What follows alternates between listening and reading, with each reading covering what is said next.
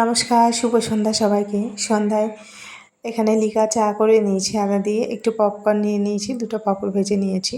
এটা দিয়ে সন্ধ্যাটা সারা হলো। তারপরে এখানে আমি রাতে বানাবো খিচুড়ি। তাই এখানে আমি কুকারে খিচুড়ি বানাবো, তাই একটু পাঁচফোড়ন আর পেঁয়াজ আর সবজি দিয়ে দিয়েছি। সবজি বলতে আলু। ভালো করে চাল ডালটা আগেই ভিজিয়ে রেখেছিলাম, দিয়ে ভালো করে কষিয়ে আলু আর যা যা দেওয়া সেগুলো দিয়ে তারপরে এখানে চাল ডালটা আমি দিয়ে দিলাম। তো খিচুড়িটা একটু ভালো করে রান্না করব, তার সাথে পাঁপড় ভেজে নেবো। তাই রাতের ডিনারটা কমপ্লিট হয়ে যাবে। সবাই ভালো থেকো, সুস্থ থেকো। চলো এবার খিচুড়িটা বসিয়ে দিলাম, এবার পাঁপড়টা ভেজে নেওয়া যাক।